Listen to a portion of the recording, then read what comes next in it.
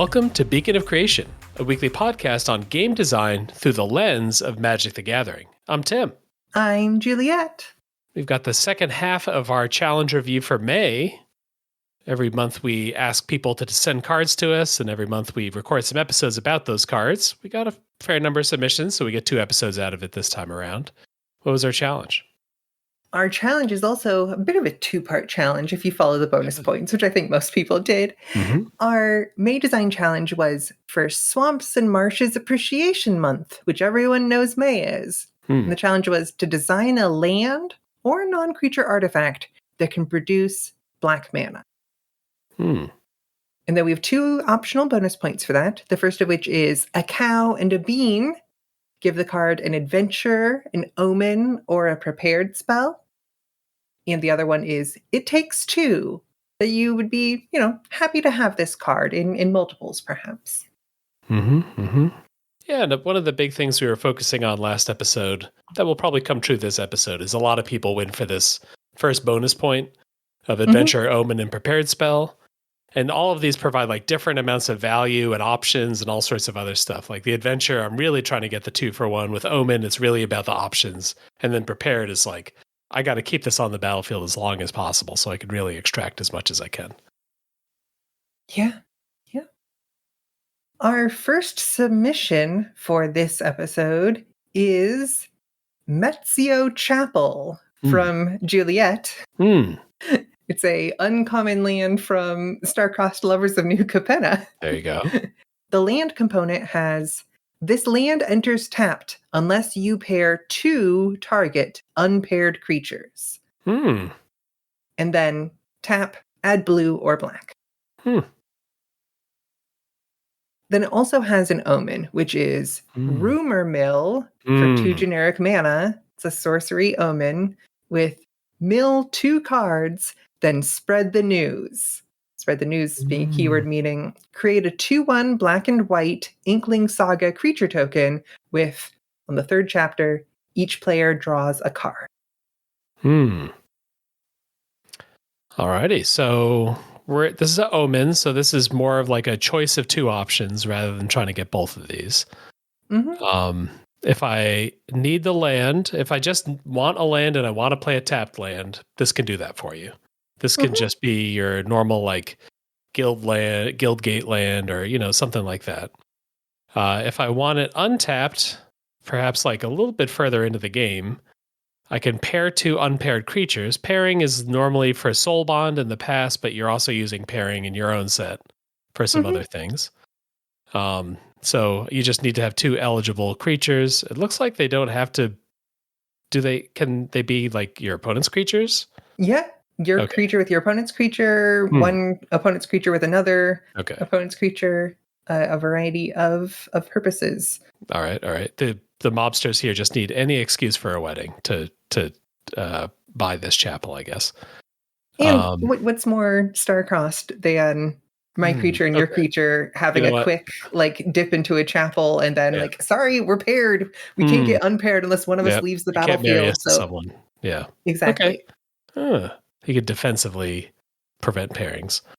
And then the spell here, if you already have your lands, is a little later in the game, maybe. You're going to pay 2 mana to mill 2 cards, and then you get a 2/1 attacker, or you get a 2/1 creature for a couple turns, because it's a saga creature, and then it's going to evaporate and both players draw a card. Yeah, in the style of the kind of summon style saga creatures from Final Fantasy, the black and white Inkling, newspaper read all over sort of thing, can effectively attack once. That it comes in, that's 1 chapter. You have the next turn, it's no longer summoning sick. It can attack once. And then on the 3rd turn, it evaporates. It's sacrificed because that's its last chapter thing. And so you don't have to attack with it in the intervening time, but you can think about will my opponent want to kill it in combat sort of things? Or will my opponent also kind of want to draw a card? Do I want to not have us both draw a card? I probably want to draw a card, but maybe not. Yeah, each player draws a card by default is just sort of a thing that happens. Like it's not necessarily in your favor, in your opponent's favor. It's just sort of an event in the game. But depending on different synergies, maybe that matters. Maybe card drawing at specific times, you're going to take extra use of. So, if you've got plenty of cards in hand, maybe you want to trade this away, or the other way around. Your opponent has plenty of cards. They don't want to give you an out, so they're going to try to kill this Inkling in combat. Mm-hmm. I also was thinking that if creatures aren't ready to go to the chapel, you can be like, actually, I'm going to kind of toss this aside. It'll take a turn or two, but I am going to get my card back net. And so I can kind of cycle this, but in a way that puts other cards in the graveyard and then ducks the chapel back into your library, so that maybe a little bit later in the game, you'll go, oh yes, now I want to pair these exact two creatures that I have out. Yeah, it gives you like the option to pair things, not just to avoid a downside, but like, because I really want to do that right now. Yeah, that's cool. I guess if I really care about pairingness, this is a little funny because like I kind of need to play the land, but I kind of need to wait in order to pair my guys. So that's a little funny always when lands have riders like that. But that's something that it's like more of an extra option than it is like one of those like crucial to making your game work kind of plays. And a lot of the time, this can be an untapped, painless dual land, but probably not on turn one. Sometimes not on turn two, depending on if you're a commander game and you're the third or fourth person to take their first turn, maybe. But also, untapped lands mean something different in multiplayer than they do in 1v1. Yeah. How do you feel about Rumor Mill as this mechanical effect? Yeah, I was trying to think, like, is Rumor Mill going to be the same on, like, 5 different lands or something like that? Or is this... I'm not, like, 100% sure, because hypothetically Spread the News is, like, the Obscura, the Esper kind of mechanic. Okay. Which is why I'm, like, modeling it on a blue-black land here. But the Omen is colorless, so anybody could hypothetically cast it, and... this is an effect that I think I could probably put on all 5 of a cycle of lands or something like that, and kind of be okay that this is like cycling with some extra steps involved in helping fuel any graveyard mechanics, helping fuel, different creature token things, stuff like that. Yeah, that's interesting that Spread the News could be like basically visible in other color pairs or other color trios. But in Obscura is where it's like actually like paid off. Like that's where drawing second card or, whatever other synergies you want kick in. Enchantment Fall, that kind of stuff. I'm not totally locked in on what color pairs do specific things. I am trying to do, it's a 3-color faction world and then do 2-color kind of limited within a 3-color world. But yeah, still tuning a lot of those elements in the early days. Yeah, I guess, when do I want to do that? I mean, if I just top deck the chapel and I, have an empty hand, it's turn 9 or whatever, then I guess I'm happy enough that I get to attack twice with a flyer. Like, that seems pretty good. If I'm using this as like, I have kind of enough lands, like I've got the 4-land, 3-spell hand as my starting hand, and then I rip another 2 lands, so I don't need lands. This isn't that good in that situation. Like, milling the 2 cards isn't... I mean, maybe it's good in my deck, but like, milling the 2 cards, getting a temporary creature... neither of those are that excellent for, I don't know, buying time or whatever I'm trying to do, or just making sure I don't flood too hard. So it's a pretty mild card, and I think it kind of has to be a mild card because we're already creeped on a guild gate pretty much. Like, pairing creatures seems like it will often be more useful than other things. Yeah, that definitely is the case. And the Spread the News element is kind of like, what if you had a dual land with cycling 2, but the drawing the card part was on suspend? Like suspend 2, cycling 2? Yeah. Something in that sort of space. I also just thought, like, okay, this is perfect. I wanted to find ways to get more stuff into the graveyard more quickly. Oh, okay. And like Rumor Mill 2 cards, then Spread the News. Like, yeah. Yeah, that was I'm like, that's cute enough that I think I'm going to go with it and see if that enables more than it causes problems. Mm-hmm. Yeah, I was for a little while just considering what if it was just 2 mana spread the news. Mm-hmm. But I think if it's called rumor mill, it kind of has to mill. Like mm-hmm. It's going to be too silly to not have it mill in some way. Yeah. Yeah, nice card. Thanks.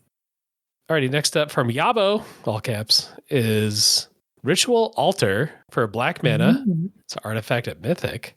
The main artifact itself has you can't cast this spell unless you have cast a spell named Preparation Rites this game.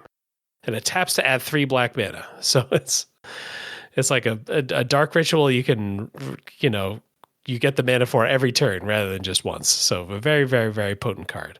So let's see what we have to do to cast Preparation Rites. Preparation Rites is an Omen on this card. So Preparation Rites is 1 and a black for an Omen. Discard a card, sack a creature, lose 3 life. Whew. Huh. Well, that is a steep cost. And you definitely want to have this card as many as you can. Mm-hmm. If I could play 8 of these, I think I probably would happily do so. Yes. Yeah. Yeah. The Omen setup here compared to like an adventure or something else means that like I'm going to cast Preparation Rites, just deposit a card in the graveyard, deposit a creature in the graveyard, and then go down some life, and then put this somewhere in my library where I may or may not ever see it again. Mm-hmm. So as a one-of, it's actually pretty close to unplayable, right? But if I have 4, if I am ripping through my deck, or I have some weird cheap tutor or something like that, that's when maybe I can make something happen with Ritual Altar here. Yeah. I don't think you actually need to have a creature in play since it's not a cost for... That's true. You probably don't want to be actually like hellbent casting this. You want to have more plays available for when you're doing other things. So I think you'll just want to discard a card rather than work around. But, hypothetically, for doing some kind of mid-range reanimator sort of space, 1 and a black mana to lose 3 life and discard a card, because I haven't played a creature on turn 1. And then ideally I can play a reanimation spell on turn 3 or 4, or Ritual Altar into reanimation spell, and then also have like mana up to do other things turns 3 and 4. That seems like a fun engine to build a constructed deck around. Yeah, you're really preparing ahead of time. You're playing constructed. You're having multiples. You're thinking of how you're going to maximize this card, and then you could probably hit something pretty good once you do that. I mean, any 3 mana rock that's like under 5 is like quite good. Like that's just like a great thing to have. This like one ups a Soul Ring kind of. Yeah, so it's just whether you can get around that. Like you were saying, whether you can kind of figure out the plan to enable this correctly.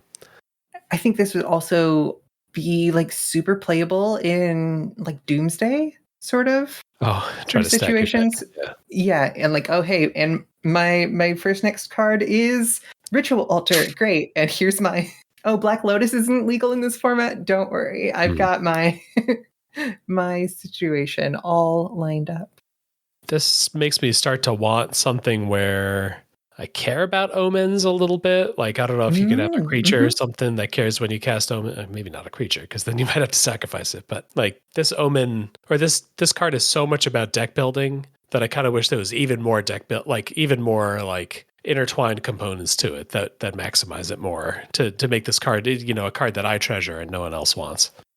Yeah, I definitely would want some way to secure that monopoly in a limited sort of format. This is the delta between how it usually will play versus its like high point of play. I think means in a traditional cube, this is too weak when it doesn't work and too strong when it does work, maybe. But in a like limited format where but it's a mythic. There's no way you're opening multiple of these mythics. Yeah, this could probably be uncommon, but maybe they're just going for aura. I like this card. If you're not building around it, is probably on the level of like a 1 with nothing or something like that. Like, I guess maybe when you cast the ritual altar itself, you don't actually discard your hand, anything. So you could simply put a blank artifact into play. Oh no, you can't. You can't even cast it until you. Exactly. Okay, yeah. So it is. Yeah, and like I just slot this into a core set black deck. This is like on that 1 with nothing level, I guess. I do feel like the tweak I would probably would make that you can't cast this spell to be like when this enters, if you haven't cast this spell, like activate sacrifice only it. if you've cast a spell named blah blah blah blah blah. Or just like sacrifice it, like have that be a trigger, so then we can counter that trigger, because we could like stifle or consign the trigger in a way we couldn't do that to a like you can't cast. Similarly, like something that says your spells can't be countered can get you through like a Chalice of the Void, but it can't get you through a limit like this. Unless you have a creature that says, I have the names of all sorceries in instance. Our super spy kit from last time. Yeah, we're going even deeper. I play this, and it's like the most cited paper at Strixhaven. You know, everybody cites them in all of their. I love it. Their things. Yeah. All right. Yeah. Challenging card to make work, but people like a quest, so hey, why not? Our next submission is from Auxiliary Otter. It's Grave Vale Well. Oh. Did I get that right? Grave Vale Well. It's a common land with the well subtype, which I don't think I've seen before. It has this land enters tapped, and tap this, add 1 black mana. And whenever another well you control enters, this land becomes prepared. And then the spell that has its inset spell to be prepared is Mind Rot. That's 2 and a black for sorcery. Target player discards 2 cards. Classic Mind Rot. Wow. Huh. Okay, so it's an enter tapped 1 color land, which is like the reason that you get a bunch of extra juice on land, it looks like. This feels like the shrines to me, because not only do I want to play a lot of them, like the amount that I'm enjoying myself goes way up the more of them I play. Because I like getting 1 free Mind Rot is like kind of cool, but like just being able to cast Mind Rot whenever I feel like it past turn 6. Also, like now we're really we're limiting a certain number of possibilities that my opponent can win the game, I guess. Yeah. Try holding up counter spells when I can just Mind Rot you whenever I feel like it. This makes a lot of sense as far as like adding extra wells, like makes mechanical sense that I want to play this with itself. I want to play this with maybe even other monocolor wells. You know, I've got enough green cards. I'll play the green well to like also turn this on, and vice versa. I was thinking of that version first somehow. Gotcha. Even though our whole challenge is about playing a bunch of the same thing. I was thinking, you're going to have like 3 colors of wells or whatever. Maybe that's not true. Maybe that's not the point, but that's what I initially thought. It's like, I've got the well that like creates a sapperling or whatever. I don't know. Yeah. Reminds me of the old GDS blight mechanic, where you know the first thing is like blight target artifact, and then your next thing is like blight target creature, and the second time you blight, it destroys the thing that the first blight counter is put on, and then puts a blight counter on the next thing. In this case, if I have like a green well and a black well, I'm like, okay, which one do I want to be prepared? Because it's the second one is going to prepare the first one. Yeah. Yeah. Okay. Yeah. So that, I guess that is a fun aspect to this. I had like just an initial reaction of like, holy cow, I'm going to cast 2 Mind Rots off of a land. Like my initial reaction was just so strong to that possibility, but maybe it's more reasonable than that. Maybe I just knee jerked a little bit there. Yeah. I mean, if we think about this entering tapped, then plus the normal cost of Mind Rot, 4 mana from a land, but it can still tap for its ability, so then you're back down kind of to 3-ish. That I definitely think you would want to be careful about this, but I don't know how much stronger this is than like Raven's Crime, but like you are getting to play the lands. Like the lands do accumulate that value for you. Huh. Yes, that I'm playing my 17 lands in my limited deck, but 3 of them are wells, and sometimes I just get a free spell off my land, which feels, I don't know. I guess that's not that different from like a cycling land. Maybe it's in the same level as a cycling land. Yeah. Hypothetically, I suppose we could put like exhaust whenever another well you control enters this land becomes prepared, or use some counters system or something. The thing that I don't 100% follow is the, like I mentioned before that sure this mechanical aspect makes compelling sense. I don't know that I 100% get what an additional well does to help the first well.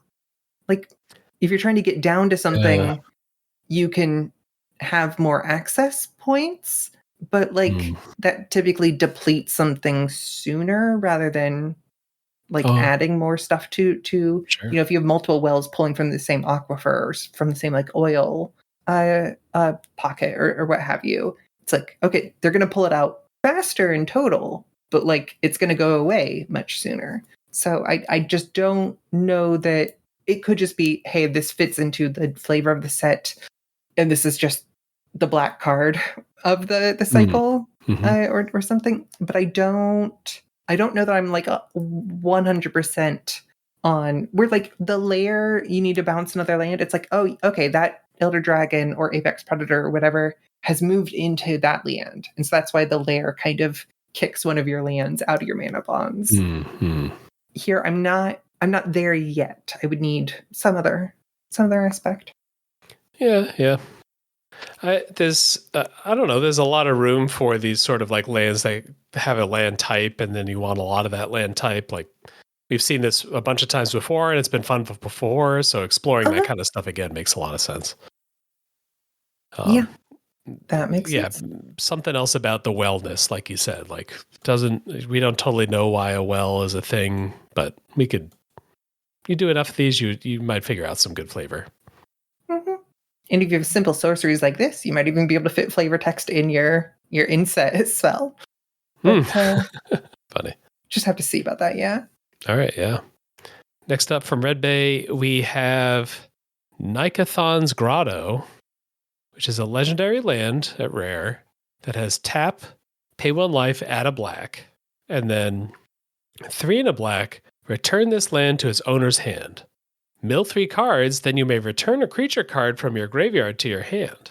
And it's also got an Omen on here too. And then the Omen is Crushing Depths, 7 and a blue for a sorcery Omen, create a 8/8 Kraken creature token. So I got kind of like 3 levels of options, not just 2, with my Omen land here. I get to play it early and use it as long as I want to. And then if I want the Kraken and I see a cool creature in my graveyard, oh, well, we're in business. Yeah, it's the pay 3 and a black, return this land to its owner's hand, mill 3 cards, then return a creature card from your graveyard to your hand. Like this, there's a lot of levels of flexibility here. It is a little bit funny though that a lot of times you might be like, okay, and now I want to cast that creature this turn or next turn. If I want to cast it this turn, maybe I'm playing this land back onto the battlefield or something, but maybe I'm like, trying to hold on to it or something, but I've spent 4 mana already. But like the next turn, now I go, okay, am I casting Crushing Depths for an 8/8 Kraken, or am I casting the creature that I just recurred? Because if I'm casting the creature, then I'm waiting another turn. So it's like 2 turns later, I'm getting an 8/8. So then like 3 turns later, I'm attacking with an 8/8 potentially. Yeah, that it like bounces itself off the battlefield, makes the 2 things that you could be doing like kind of a little bit equivalent in a funny way. Like I don't just have like one pattern with this land. I'm going to bounce this land and now have like more options. Being able to do this at the end of an opponent's turn, or even potentially, I don't know, since it doesn't target, but I think you might be able to do this in response to like graveyard removal potentially. Yeah, sure. Grab a creature out of your graveyard, bounce this to your hand, and then next turn, okay, now I can play this land back out, cast the creature, or do whatever in particular. Yeah. I mean, this feels like a relatively complete card without the Omen. Uh-huh. And then the Omen is just some more juice. Hey, let's give you an extra option. The Omen, I suppose, does if you draw 2 of this grotto, because it's a legendary land. Okay.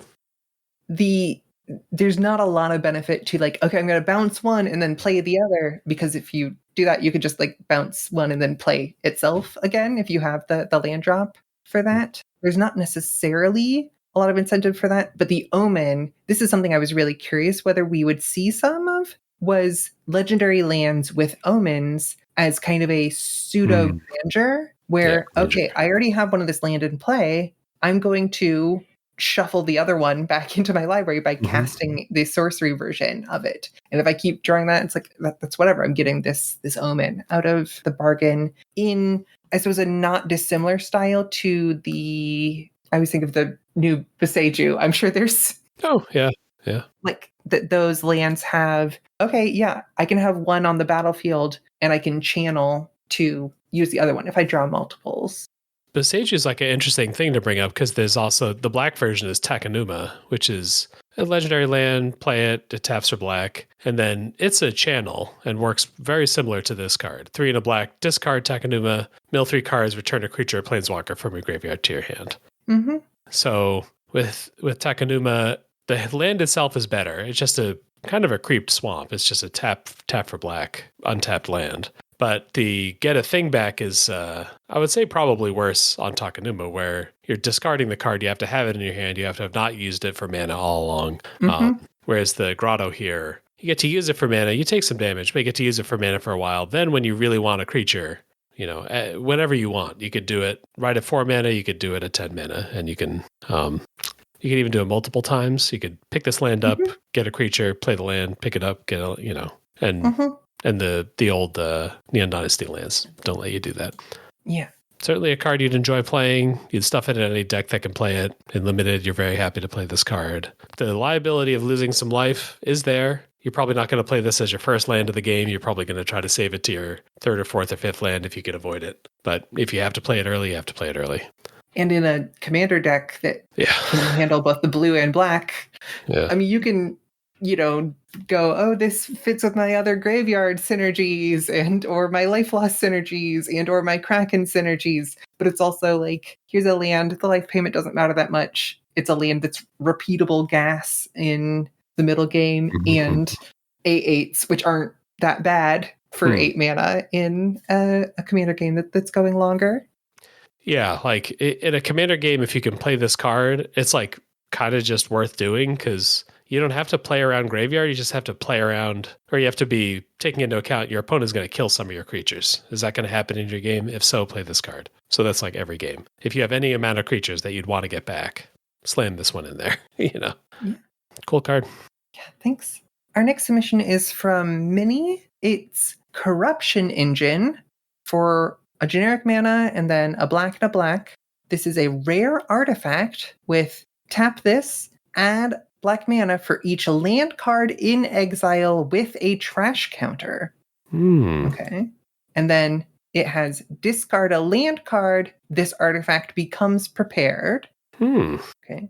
And when this artifact is destroyed, create a wastes land token for each land in exile with a trash counter on it.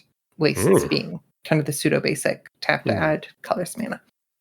And then its prepared spell in set is Consumption. For single black mana, it's an instant with exile 1 target card from each graveyard. If it's a land, put a trash counter on it. Okay. So this is 3 mana. It's not a mana rock when you first play it. You have to start trashing things. So if there's already lands in your graveyard, great. Having lands in your graveyard doesn't really help you. You have to kick this off, you really have to discard a land card because you have to prepare the consumption. Yeah. And then once you've prepared consumption, you can start eating lands from graveyards. I guess ideally, if your opponent has lands in their graveyards, now you can really start to rock because you can exile a land from each of your graveyards, get 2 trash lands in exile. Now your artifact taps for 2, so you're kind of cooking once you do that. And then you're investing a lot, you're discarding lands to power this up, so it has an insurance plan. Once it's destroyed, any investment that you've made, you get paid back. Like, you get waste for each trash counter. Yeah. So ideally, I think the economy works in your favor. Ideally, you discard a land, cast consumption, then the stuff starts working in your favor. You've given up 1 land that could be tapping for mana, but now this can tap for 2. Mm-hmm. And if you have multiple corruption engines, they do still pay attention to the lands and exiled with the trash counters. Yeah. So that's like your first time you use this is like not really breaking even. But I think the hope is that if you have multiples, or if you're going to like destroy this artifact and bring it back, and destroy it and bring it back, or something like that, that's when you start to get paid. Because just like if I want to get my first mana out of this, I have to pay 3 mana and discard a land and pay another black mana, and now I can get a mana out of this. So it's or 2. Yeah, maybe 2 is true. Or like if you're playing a multiplayer game where everyone's milling, maybe you hit 4 lands, and then now your corruption engine is cooking. Everybody's got fetch lands turns, sometime in the first 3 turns. Yeah. I guess it's called engine, so it's saying, hey, do not turn to this card for immediate value. Yeah. And, it's a corruption engine with a consumption prepared spell. Has the flavor text. The only thing here built to last is the engine that turns your world to trash. Which I believe from Technominion, the Discord is lyrics to a song. It's attributed to Slum Planet here, which I think is the name of the song. The lyrics are from. I think the other thing that's a little funky about this, so I guess the baseline reaction to this card for me is like, you have to do a lot of work before you get going. And you only get to do a lot of work for a couple things in your deck. Like, a lot of your cards have to be cards that like have a relatively active effect to them, and this one is not that. This is like, I'm building for a late game. I'm setting up a complicated combo. On top of that, when you're trying to like wrap your mind around this card, the preparedness of this card, like its use of prepared compared to just having an extra activated ability, is a little on the soft side for me. Like, you're already discarding a land card on demand to re-prepare this. So, you have to discard a land each time. I don't think I was factoring that into my mental math so like, ideally you really want to exile a card from as many graveyards as possible. You want to prepare this as few times as necessary. So like mechanically this card would be very similar. It wouldn't have an instant trigger, but this card would be mechanically pretty similar if that middle ability was like black, discard a land card, exile a card from each graveyard if it's a land, blah, blah, blah, blah, blah, blah.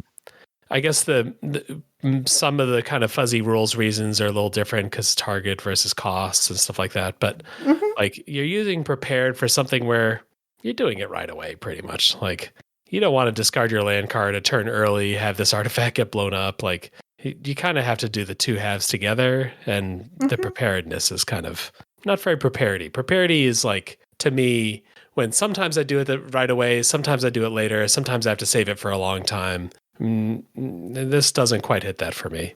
I think that makes sense. It's a little nitpicky, but I think maybe something I would look at similarly was the very first card of the previous episode. The Stromgald Compass sort of thing. Whenever landfall, this thing becomes prepared. It's like, that could just be whenever a land you control enters, pay red mana if you do create an Agent of Stromgald token. And you could skip the sort of thing.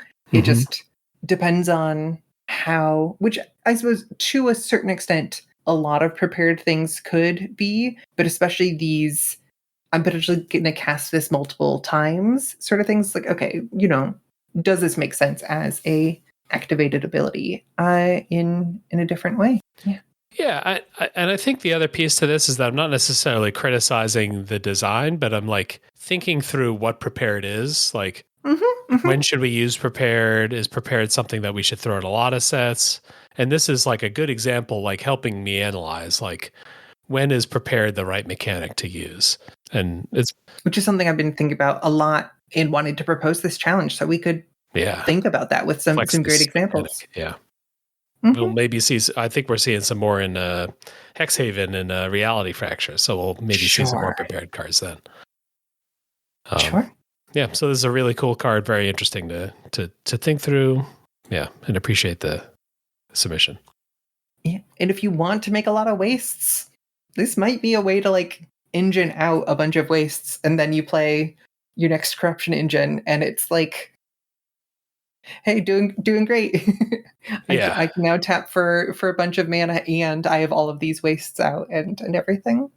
Yeah, if you're like really the corruption engine deck and you're kind of focused in on maximizing this card, there's probably a lot of options for you because you could, this thing gets destroyed, but then you bring it back. You do that again, you get like a million wastes in play. You're using all that mana to like return X target artifacts from your graveyard to your hand with some other card. So you're gripping back a couple engines at once, playing them all, tapping them for 1 billion mana, really going nuts.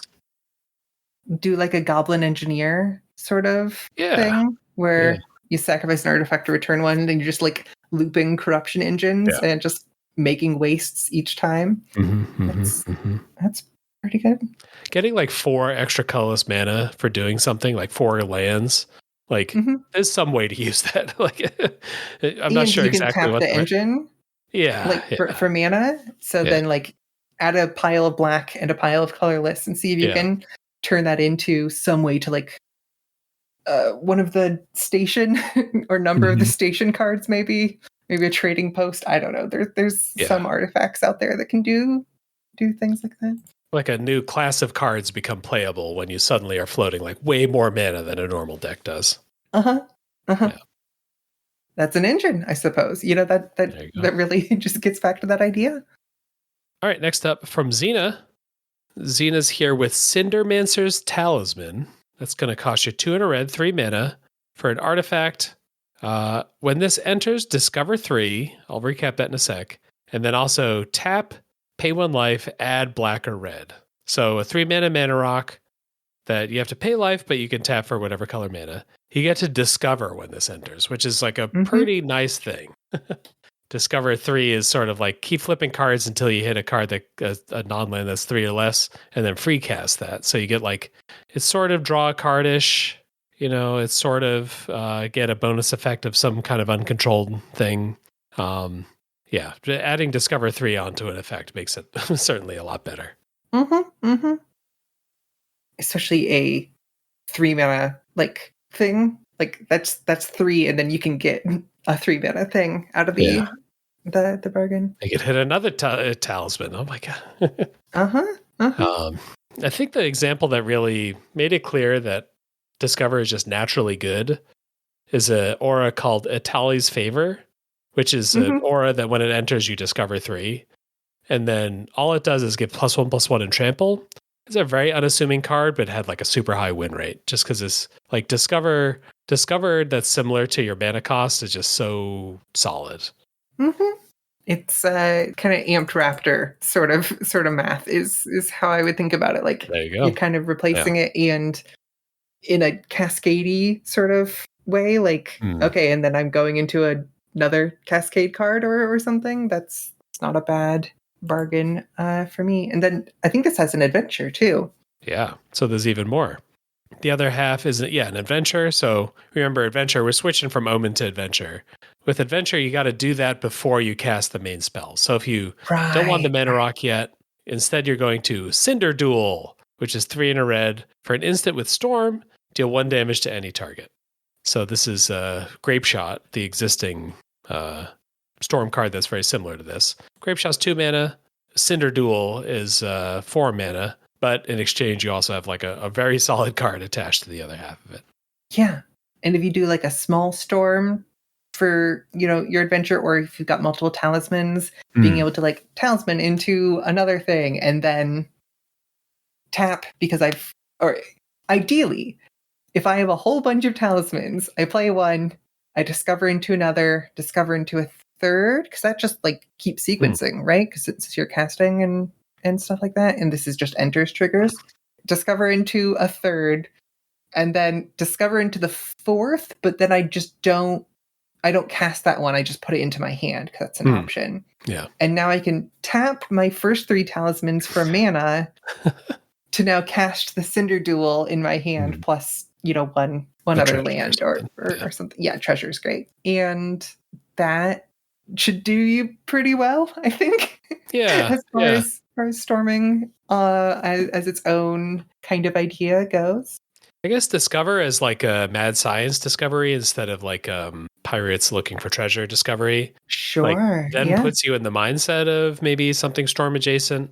Mm-hmm. I guess like storm a lot of times is about being really predictable. It's about I'm going to set up my mana. I'm going to set up like redrawing my deck. I'm going to set up a bunch of other things, and then I'm going to get storm of 7 or whatever.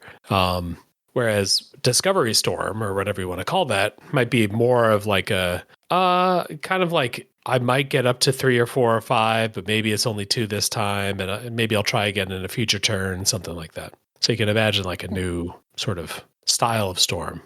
There's a few 2 and a red for a pretty decent, like mana rock sort of things. I think at this point between Glittering Stockpile? There's the name of the Cursed Mirror is a pretty good one. Tablet of Discovery I think just came out, doing some pretty splashy stuff. We've got a number of that sort of effect. I do want to highlight Xena's flavor text here. Oh, okay. Which is, some students build a collection. Others use it to conjure firestorms. In any case, they're popular around campus. And I'm like, yeah, that is, you're either like want a collection of these by like discover into each other, and or use that to conjure a firestorm. Yeah, I can see both halves of this on their own or combined together. Sure, this is popular to have around campus. Funny. I think the discover part just means that you can't go wrong with this card. Like discover 3 isn't like strictly better than drawing a card, but it's quite often a good amount better than drawing a card, which is a great thing to staple onto almost any card. And especially if you have the ability to like deck build around, if you have the classic discover deck thing in Pioneer, at least, of you do the sellout clause on some big Prismari spells to get the treasure you need to get up to 4. You like do that on turn 2 because that's an activated ability, like a channel sort of thing to discard the spells, but they're like a 6 or 7 mana spell or whatever. And then you just have so many things that you can sequence through. Get this, get a Tali's Favor, just have a creature out, have some fun with it. Yeah. It is a little bit funny, though, that of all adventures anywhere, I feel like this is the one I'm least likely to cast the adventure and then later cast the permanent part of. Yeah. I think that like normally the pattern with adventure is like 70-80% of the time I cast the adventure before the permanent. And this one is like just throws everything off about all our normal adventure heuristics. I guess because you get the Discover 3, even if you Cinder Duel and you blasted your opponent for 8 or whatever, they're still at 4, so I need a little more juice. How do I get more juice? Let me just slam the Talisman into play. Maybe I'll hit another burn spell. Yeah, the idea of a Grape Shot sort of spell that then has like a slow trip, like a old-fashioned cantrip where you draw it the next upkeep sort of thing. That does seem like it could be pretty strong for grinding things out, because you aren't out of gas after you spend all of your cards on a storm turn. Yeah. And Grape Shot is, I would say, not typically very good at being lethal unless you're just doing something that's super nuts. Like getting to 14 storm or whatever is now in like, silly territory, Christmas land territory.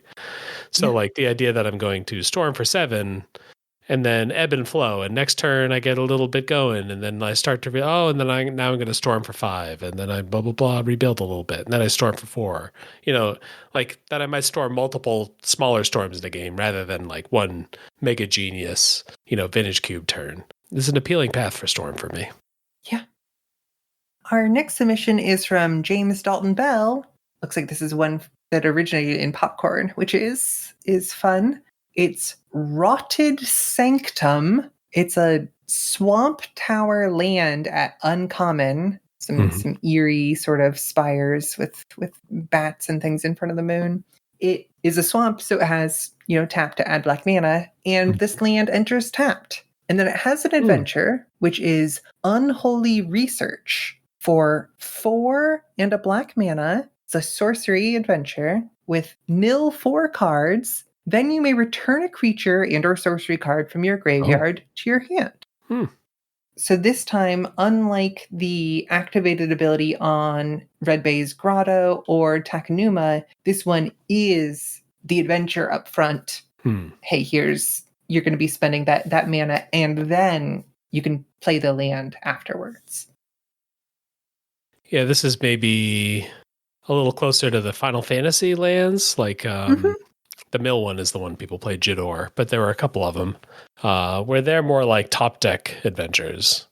Like this Unholy Research, James's card is 5 mana. So this is not like I'm going to hold on to this land and ride out my mana curve such that I can play this. This is like, whoops, I have 9 lands and one of them is this.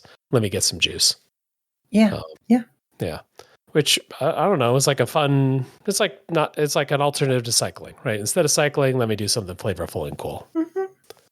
If we saw more adventures on lands as alternatives to here's a land with an expensive one-time sacrifice effect or something, where instead of play this land early, use this activated ability once late in the game, this I kind of want to just keep this land in my hand, or top deck it if I have other lands available to play.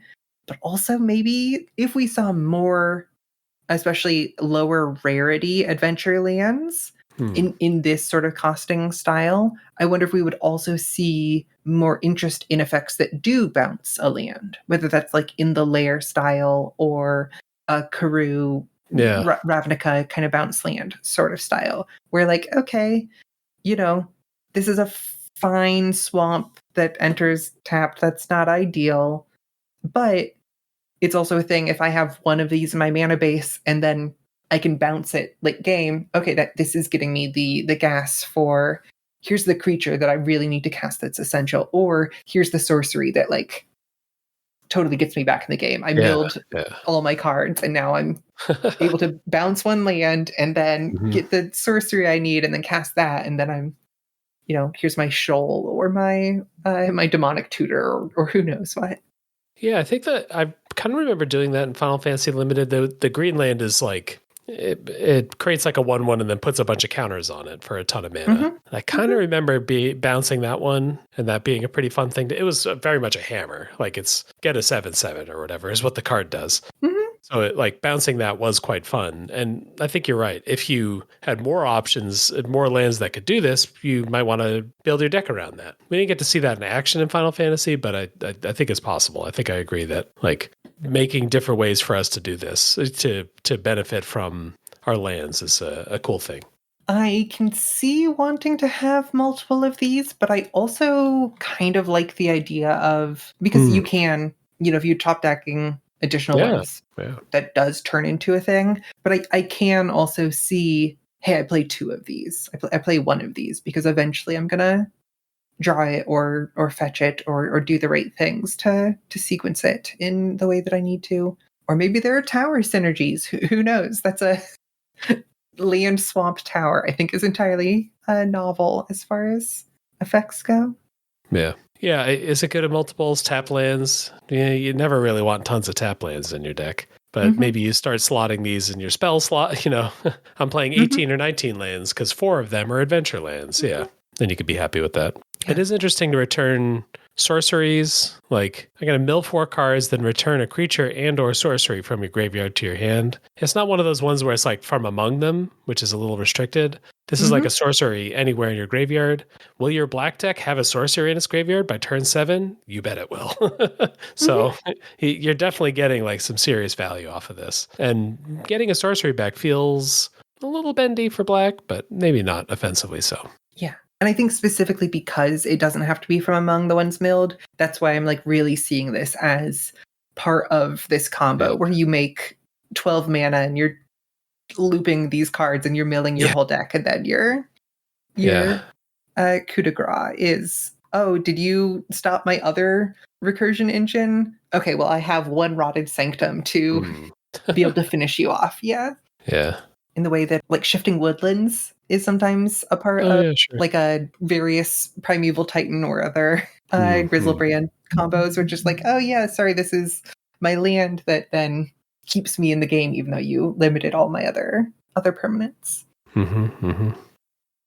Yep, certainly an appealing card. You'd throw it in any black deck probably in limited. So yeah, maybe you use it for other purposes too. In this case, James says this is adjusted for my popcorn submission to be an adventure instead of an activated ability.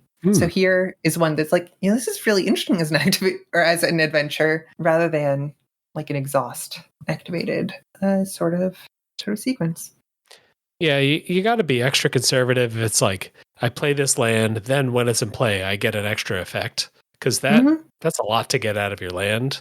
Whereas the version here, if you're doing land bouncing stuff, you're working hard enough. We can give you a prize. If you top deck this and you're flooded, yeah, we can give you some juice. Like it doesn't have to. We don't have to power down that effect too bad. Whereas we might have to if it was just like an activate and sack kind of ability. Yeah. All right, yeah, cool card as usual from James. And next up is Eint with Dread King's Might, 1 and a black for an instant. The main mode of this is as an additional cost to cast this spell, sacrifice 2 creatures, add 4 black mana and draw a card. So 2 mana, get 4 mana back, draw a card, but you gotta sack 2 buddies. Don't have 2 creatures? Well, use the Omen side. Dread Clattering, which is 1 and a black, create a 1/1 black skeleton creature token. If a creature died this turn, instead create 2 of these tokens. So there's your 2 creatures. If you have 3 Dread King's Mights, I'm trying to think like, okay, no, you just need something else to make a creature die, whether that's just like a sacrifice or combat or anything.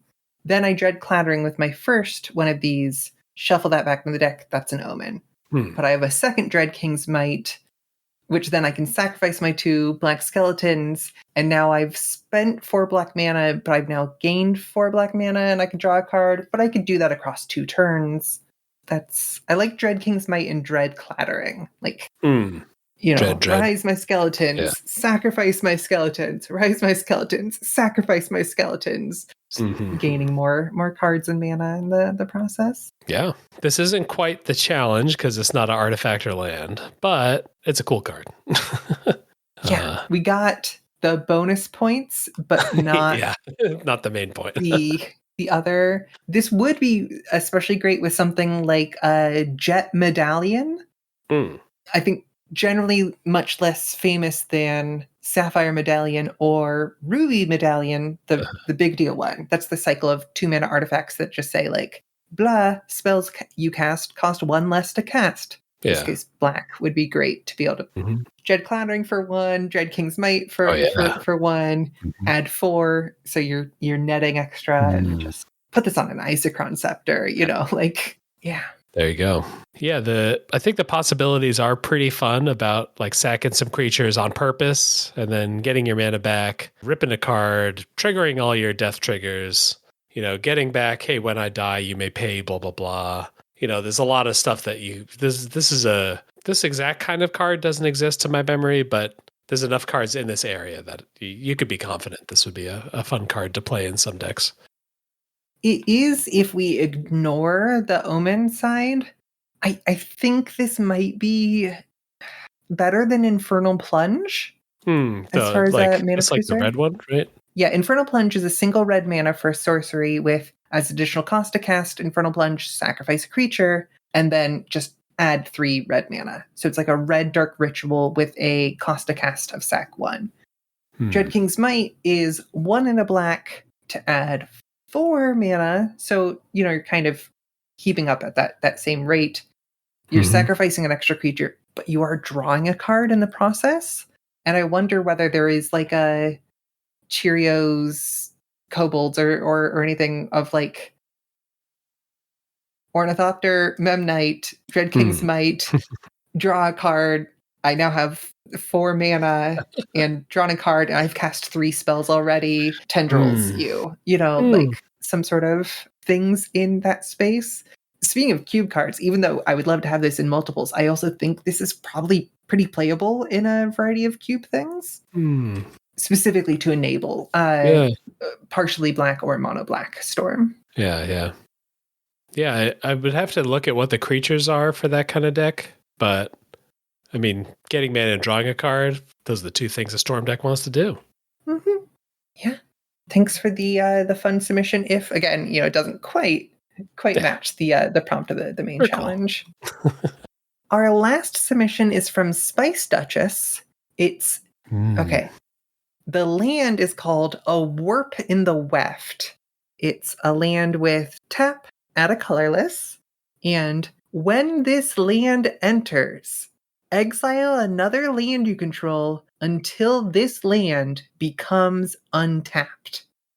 And then it has an Omen, which is Spatial Contortion. That's 1 and a colorless for an instant Omen with target creature gets +3/-3 until end of turn, which is a real Oath of the Gatewatch colorless Kozileki sort of a spell.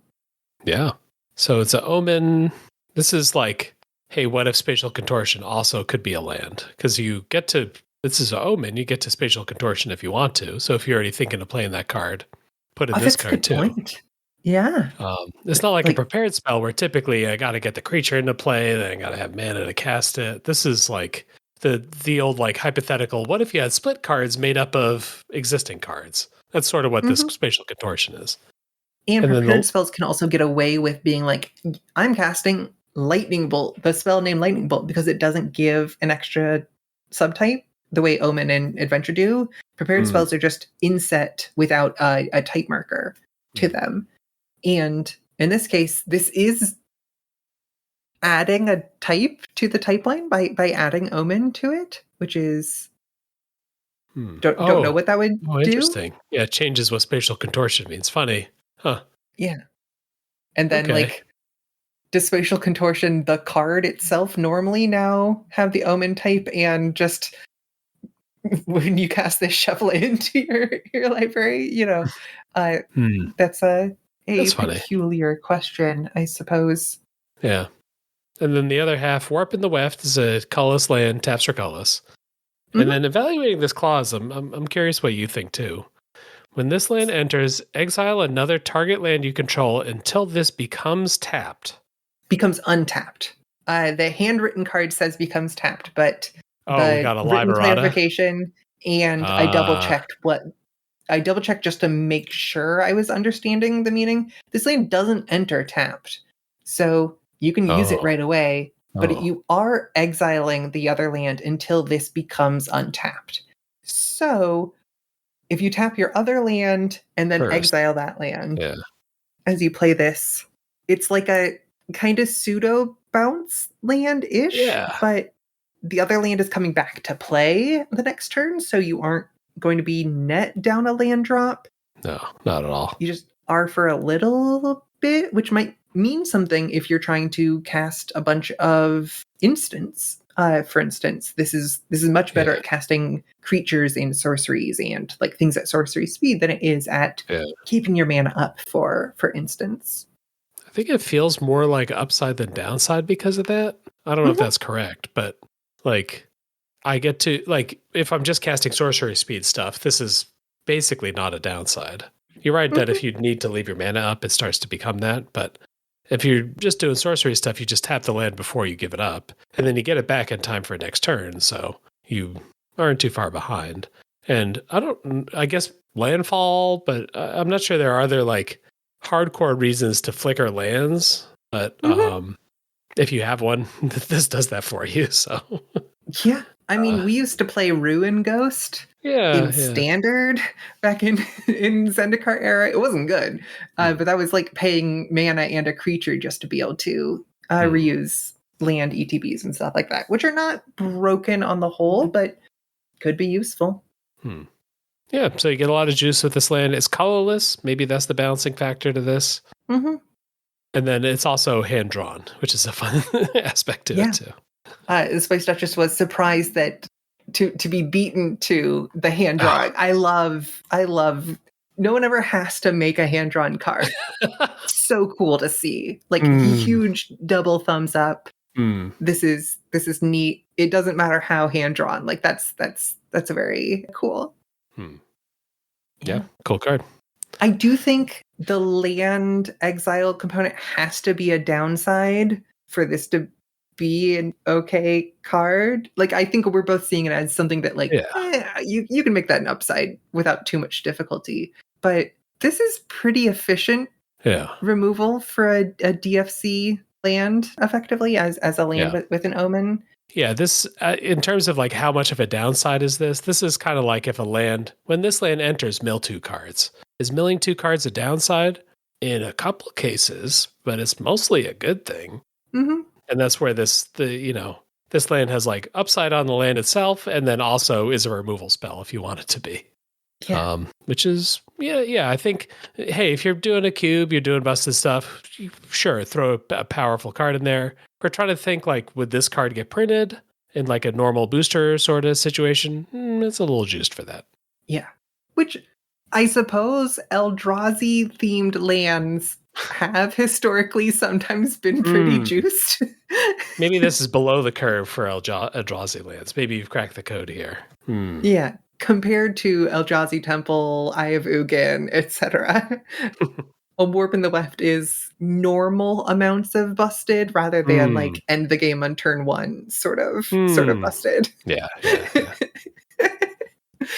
All right, yeah. Appreciate the submission. Absolutely. And I also love that like the Omen part is like at a different corner of the card than I'm used to, which is like a thing you can do hand drawing, that like the different Eldrazi like arms and legs coming out of the warp in the weft are making a spatial contortion of the card itself. Like that. 2 big thumbs up if we did a Edge of Eternities 2, this time we're fighting the Eldrazi sort of thing.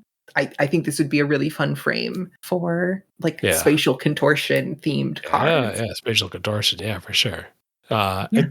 Maybe we get our Brothers War, but it's the Fomori Eldrazi War from 1,000 years ago.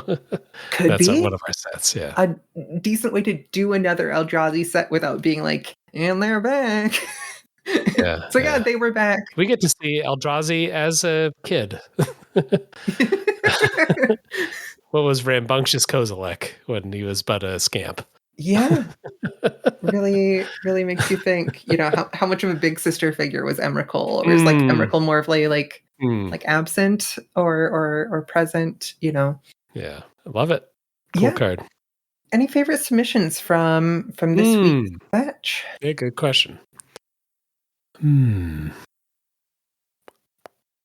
guess it's probably the Xena Storm Discover card. It feels a little on the juice side, just barely, because we know how good Discover is, but only barely. And I think the vision of like, I'm playing this in a chaotic deck where I'm living off the top, I'm storming randomly. Yeah, all that stuff felt pretty good. I think for me, it's going to be Yabo's Ritual Altar. That like really hurting you preparation rights, but then building up to be able to tap three mana. There's some parallels, I think, with Dragon of the West's Fragment of the Void from the previous episode, where you're casting 1 with nothing to turn on your 3 mana, 3 black mana producing card. But like in this case, you discard a card, sacrifice a creature, you lose 3 life instead of discarding your hand. And also, Ritual alters a single black mana. Obviously, those are like totally different situations because the other one you're preparing and stuff. This one, you really kind of want / need to draw your ritual altar again or have multiples. But I think the like risk reward and how clear the steps you need to do for this, and that you don't need to, like, it's a card that wants you to do kind of Witch's Cauldron, Eye of Newt, like drafting sort of things. Yeah. But it's also a like Squadron Hawk, like, oh yeah, I grabbed, again, it's a mythic, so it's not those things. But in my head, I would set these things up this way.